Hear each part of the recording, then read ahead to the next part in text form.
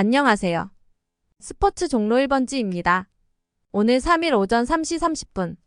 토트넘은 영국 런던의 스탠포드 브리지에서 첼시와 23-24년 시즌 잉글리시 프리미어리그 26라운드 축구 경기가 있었습니다. 결과적으로 보면 토트넘은 첼시에게 0대2로 패배했습니다. 손흥민 선수는 이날 풀타임 경기를 뛰었지만 패배하고 말았습니다. 패배의 원인은 무엇이었을까요? 이제부터 원인을 알아볼 건데 먼저 잉글리시 프리미어 리그 성적을 보도록 하겠습니다. 토트넘은 18승 6무 10패로 승점 60점으로 제자리 걸음을 하며 5위에 머물렀습니다. 한 경기 더 치른 아스톤 빌라는 승점 67점으로 4위에 머물고 있으며 토트넘은 이번 경기에서 패배하여 아스톤 빌라와 격차를 줄이지 못했습니다.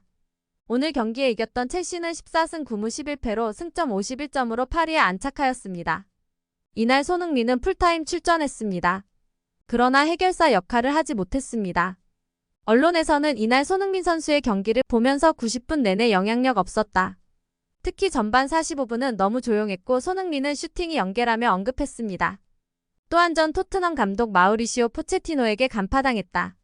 첼시 수비진에게 꽁꽁 묶였다라는 등 이러한 말들이 나왔습니다. 그래도 손흥민은 품목으로부터 선발 선수 중 가장 높은 6.9점을 받았습니다.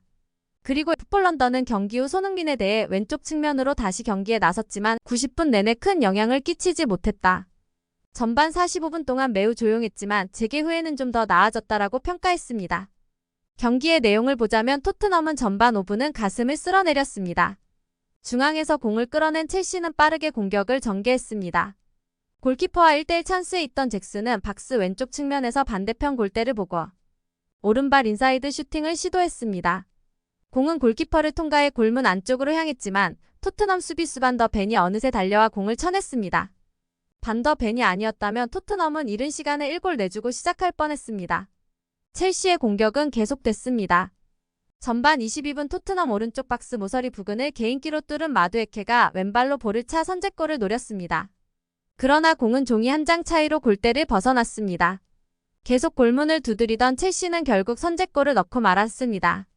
전반 24분 찰로바가 프리킥 기회에서 헤딩으로 골을 넣었습니다. 심판은 비디오 판독을 통해 오프사이드와 첼시 선수들의 반칙 가능성을 모두 살폈지만 아무 이상 없이 득점으로 인정되었습니다. 첼시는 이 기회를 몰아서 분위기를 이끌어 나갔습니다. 박스 왼쪽에서 무드리크가 수비 2명 견제를 뚫고 오른쪽 골문을 향해 슈팅을 때렸습니다. 하지만 골과 연결되지는 않았습니다. 토트넘은 동점골을 넣기 위해 부지런히 뛰었습니다. 전반 37분 로메로가 헤딩으로 골을 노렸습니다. 그러나 정확도가 부족했습니다. 전반 추가 시간 1분에는 사르의 인사이드 슈팅도 골로 연결되지 않았습니다. 이렇게 경기의 전반전은 첼시의 1대0으로 마무리됐습니다. 그리고 다시 후반전 경기가 시작되었습니다. 후반 2분에 첼시의 쿠쿠렐라의 영리한 수비수가 시선을 끌었습니다. 토트넘의 코너킥 찬스에서 쿠쿠렐라는 토트넘이 장신 수비수 반 더 벤을 적극 마크했습니다. 결국에는 반 더 벤의 반칙을 이끌어냈습니다. 이 결과 토트넘의 공격 찬스는 무산되고 말았습니다. 경기 내내 토트넘은 득점을 노렸습니다.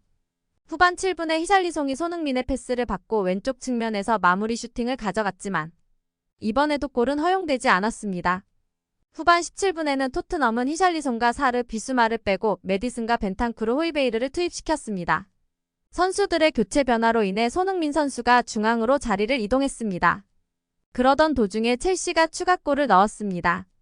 첼시는 프리킥 기회를 잘 살려 후반 27분 팔머가 키커로 나서 기가 막힌 궤적의 슈팅을 날렸습니다. 하지만 이 슛은 골대를 때리고 말았습니다. 하지만 공이 튕겨 나왔고 이 기회를 이용하여 잭슨이 헤딩골로 연결했습니다. 토트넘은 마음이 조급해졌고 바빠진 토트넘은 한 골이라도 만회하고자 했습니다. 후반 28분 왼쪽 측면에 있던 존슨이 수비 견제에서 자유로워 기회를 받지만 첼시 골문 왼쪽 그물을 흔드는데 그치고 말았습니다. 첼시는 분위기를 이끌어가며 쐐기골을 노렸습니다. 후반 41분 프리킥 키커로 나온 팔머가 직접 슈팅을 시도했습니다. 하지만 골키퍼의 선방에 막히고 말았습니다. 경기 내내 토트넘은 결국 단 한 골도 넣지 못했습니다. 후반 추가 시간 1분 마지막 기회인 손흥민 선수의 도움을 받은 벤탄쿠르의 슈팅마저 골문 안쪽으로 들어가지 못하였습니다. 이렇게 경기는 2대0으로 첼시의 승리로 마무리됐습니다. 첼시의 완패한 토트넘 엔지 포스테코글루 감독이 패배에 대해 인정했습니다. 다만 세트피스에 대해서는 언급하지 않았습니다. 이날 경기를 보면 토트넘은 세트피스에서 2골을 허용했습니다. 지난달 28일 아스날전에 2대3으로 졌을 때도 세트피스 실점이 문제가 됐었습니다. 당시 전반전 때 토트넘은 코너킥 위기에서 호이비에르의 자책골이 나와 선제골을 내준 데 이어 세 번째 골도 코너킥에서 들어갔습니다. 아스날전 후 손흥민 선수는 세트피스에 대한 대비가 필요하다고 주장했지만 엔지 포스테코글루 토트넘 감독은 이에 동의하지 않았습니다. 그러나 토트넘이 첼시전에서 또 세트피스에서 실점하며 손흥민의 주장에 힘이 실릴 수밖에 없는 분위기가 되었습니다. 이날 경기 전까지 토트넘은 올 시즌 리그에서 내준 52실점 중 14점을 세트피스 상황에서 실점했습니다. 이는 최다 실점 공동 5위에 해당하는 기록이었습니다. 경기 후 토트넘 감독인 포스테코는 영국 BBC를 통해 우리는 믿음과 신념을 약간 잃었고 그것은 내가 고여야 할 일이라며 우리는 필요한 수준에서 플레이하지 못했다. 우리는 우리 경기에 대한 믿음과 확신이 부족했다고 전했습니다. 포스테코 감독은 팀을 어떻게 개선시킬지 묻는 질문에는 단지 열심히 노력해야 한다. 대단한 방법은 없다. 우리는 열심히 하고 올바른 결과를 얻을 수 있도록 해야 한다는 뜻을 나타냈습니다.